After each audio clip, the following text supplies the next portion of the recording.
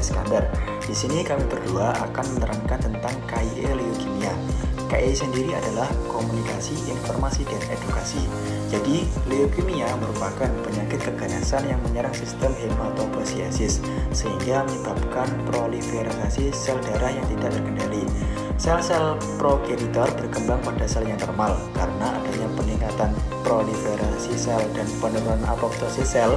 Hal ini menyebabkan gangguan dari fungsi sumsum tulang sebagai pembentuk sel darah yang utama.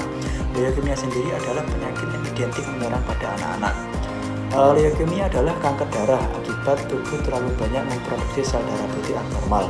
Sel darah putih sendiri merupakan bagian dari sistem kekebalan tubuh yang diproduksi di dalam sumsum tulang. Ketika fungsi sumsum tulang terganggu, maka sel darah putih yang dihasilkan akan mengalami perubahan dan tidak lagi menjalankan perannya secara efektif. Kemudian, apa sih penyebab leukemia? Penyebab leukemia adalah kelainan pada sel darah putih yang membuatnya tumbuh secara tidak terkendali. Untuk selanjutnya akan dijelaskan oleh rekan saya, Sofyan Jaya Iskandar. Silahkan. Oke rekan sehat, selanjutnya akan saya lanjutkan ya teman-teman. Gejala leukemia. Pada awalnya leukemia seringkali tidak menimbulkan tanda-tanda. Gejala baru muncul ketika sel kanker sudah makin berkembang dan mulai menyerang sel tubuh. Gejala yang muncul pun bervariasi tergantung jenis leukemia yang diderita.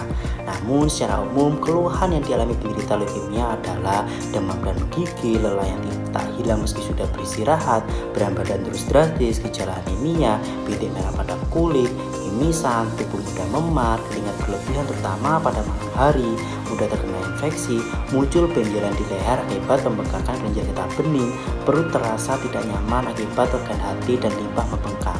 Gejala yang lebih berat dapat muncul apabila sel kanker menyumbat pembuluh darah di organ tertentu. Gejala yang dapat muncul meliputi sakit kepala hebat, mual dan muntah, otot hilang kendali, nyeri tulang, linglung, kejang. Ada beberapa upaya yang dilakukan untuk menurunkan risiko terkena leukemia, diantaranya rajin berolahraga secara teratur, menghentikan kebiasaan merokok, menjalani pemeriksaan kesehatan secara rutin untuk mendeteksi kanker sejak dini, terutama jika memiliki riwayat kanker pada keluarganya.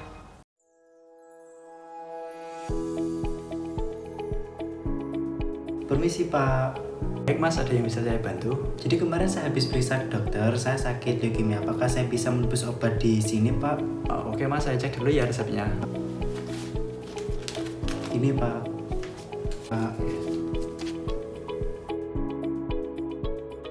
Baik Mas, kebetulan di sini menyediakan obat yang diresepkan. Di sini obatnya dituliskan ada imatinib 400. Sebelumnya Masnya apakah ada alergi dalam mengkonsumsi obat?